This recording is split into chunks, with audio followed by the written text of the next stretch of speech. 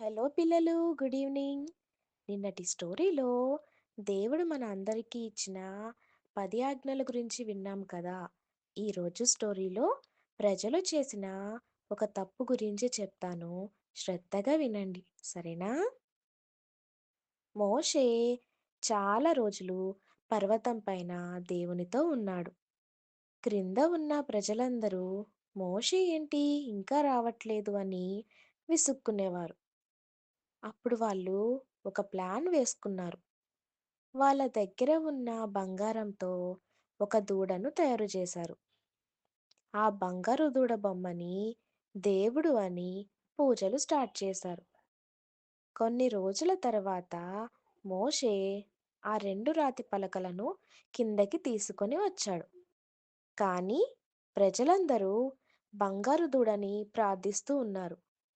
దేవునికి చాలా బాధగా అనిపించింది. మోషే అదంతా చూసి చాలా కోపంతో ఆ రెండు రాతి పలకలను నేల మీదకి గట్టిగా విసిరాడు. అప్పుడవి పగిలిపోయాయి. మోషే, మీరు ఎందుకిలా చేస్తున్నారు? ఇది చాలా తప్పు. దేవుడు మనకి ఎలా జీవించాలో నేర్పించడం కోసం ఈ రెండు రాతి పలకలను ఇచ్చారు.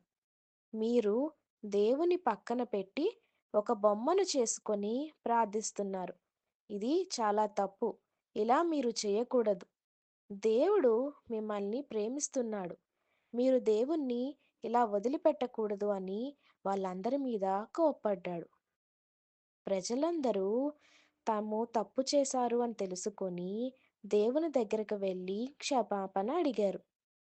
దేవుడు వాళ్ళందరినీ క్షమించి మోషే విన్నపాన్ని అంగీకరించి మళ్ళీ రెండు రాతి పలకల మీద 10 ఆజ్ఞలు రాసి ఇచ్చారు. ప్రజలందరూ ఆ రెండవసారి దేవుడు ఇచ్చిన రాతి పలకలను చాలా జాగ్రత్తగా కాపాడుకున్నారు. ఆ 10 ఆజ్ఞల పలకలను ఉంచడానికి దేవుడు ఒక ప్రత్యేకమైన పెట్టెను తయారు చేయమని ఆజ్ఞాపించారు. ఇశ్రాయేలీలందరూ ఈ పెట్టెను నిబంధన మందసము అని పిలిచారు. అది చాలా అందంగా, ఎంతో పవిత్రంగా ఉండేది. ఇశ్రాయేలీలు ఆ నిబంధన మందసాన్ని తమతో పాటు తీసుకొని 40 ఇయర్స్ ఎడారిలో ప్రయాణం చేశారు. ఒక చిన్న ప్రార్థన చేసుకుందాం. దేవా, నీకు వందనాలు. ఇశ్రాయేలీలు తొందరపడి ఒక తప్పు చేశారు, కానీ నీవు వారిని క్షమించావు. అలాగే మేము కూడా చిన్న చిన్న మిస్టేక్స్ చేస్తూ ఉన్నాం. మమ్మల్ని కూడా క్షమించి మాకు ఒక మంచి మార్గాన్ని చూపించండి. ఆమెన్.